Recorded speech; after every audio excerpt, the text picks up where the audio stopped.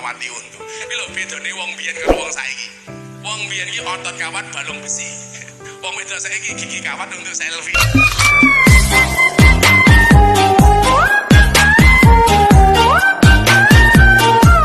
Ya ada orang berbuat jelek, berbuat maksiat, berbuat dosa kok hatinya ayam, itu nggak ada.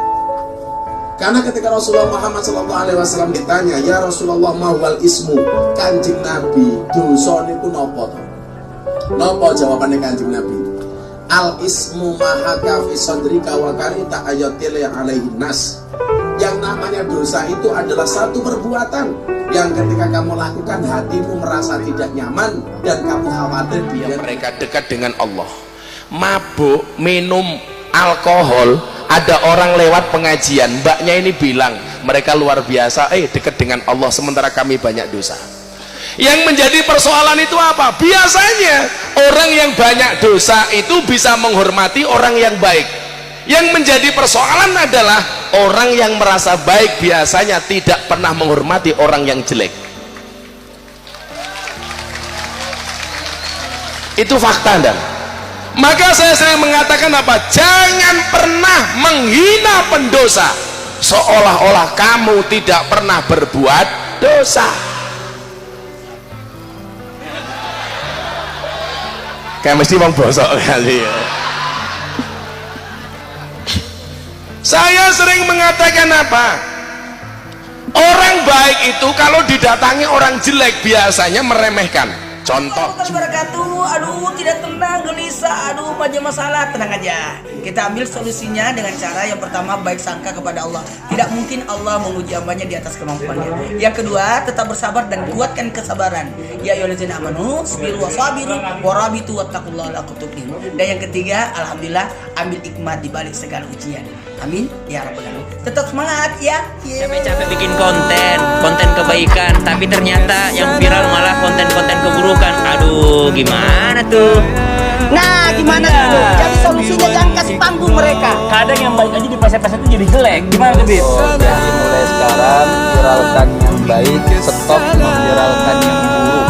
Komentar pun nggak usah. Komentar pun yang baik, jangan komentar yang buruk. Ayo, kedepankan akhlak. Mulai sekarang kedepankan akhlak dan kedepankan adab. Jadilah manusia yang dewasa. Berakhlak dan beradab dan jadi dewasa. Sebentar, kok kita kayak pakai bibir merah sih di situ ya? Nggak ngerti ya.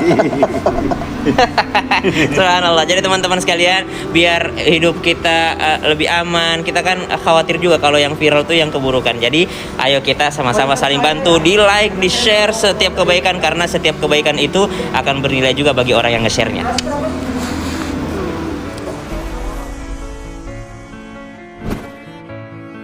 Assalamualaikum warahmatullahi wabarakatuh. Alhamdulillah. Sekarang kita di mana, Sat? Berada di seputaran di kawasan Trans TV. Nah, persoalan ini kan orang ke kantor cari nafkah. Gimana nih rezeki orang di masa pandemik ini? Masya Allah, semuanya tadi seperti acara kita tadi, artinya ij'ali dunya majlisaini. Artinya jadikan dunia ini, Ustaz Maulana, menjadi dua kelompok, artinya dua kedudukan. Dua kedudukan. Ya. Pertama, majlisan li talabil halal wa majlisan li talabil akhirah. Oke. Artinya majlis pertama, artinya tujuan kita pertama di dunia ini adalah talabil akhirah, yaitu mencari akhirat. Artinya mencari keridhaan Allah Subhanahu wa taala. Dan yang kedua, talabil halal, tentunya mencari rezeki yang halal, mencari akhirat, mencari yang halal. Untuk apa semuanya? Teringat perkataan dari Sayyidina Ali yang mengatakan man arafal akhirah fatalabaha. Artinya orang yang kenal kepada akhirat, maka dia cari itu akhirat. Masya Allah, luar biasa, Bib. Masya Allah. Nah, supaya nih bisa nggak Bib hiburlah orang-orang yang lagi di masa pandemik, yang mungkin merasa rezekinya agak berkurang. Artinya semua sudah ditentukan oleh Allah. Semua sudah ditentukan. Sesuai takarannya ya? Iya, sesuai dengan takarannya. Jadi kita nggak usah menakutkan, makanya ini kan virus makhluknya Allah. Memang ada kekurangan, artinya dikurangi oleh Allah Subhanahu wa taala, tapi yakinkan itu untuk membersihkan harta kita.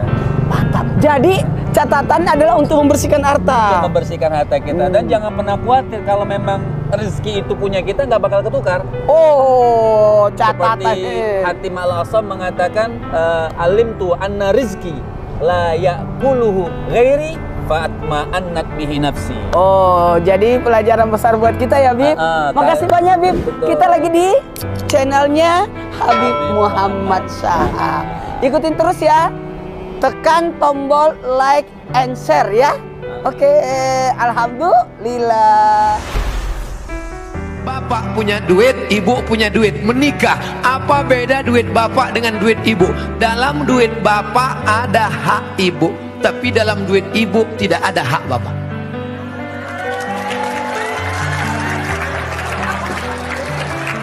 Dalam uang bapak ada kewajiban nafkah untuk ibu, dalam duit ibu tidak ada. Tapi karena ibu cinta mati, maka ibu berkata, "Mas, aku tahu engkau kere, miskin, susah, melarat, tapi aku sudah terlanjur cinta padamu.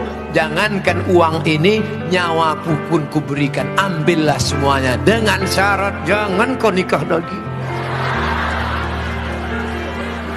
Nah, Satu kisah.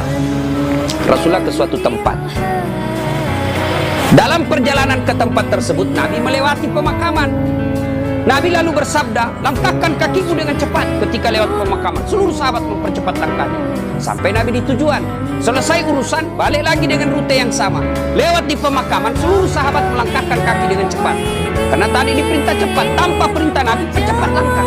Nabi katakan, "Tidak usah, kau santai aja jalan." "Ya Rasulullah, tadi pergi disuruh cepat, sekarang kau tidak." Kata Nabi, "Tadi itu andai kau diberi telinga seperti pendengaranku, tadi itu waktu pergi disiksa orang dalam kubur.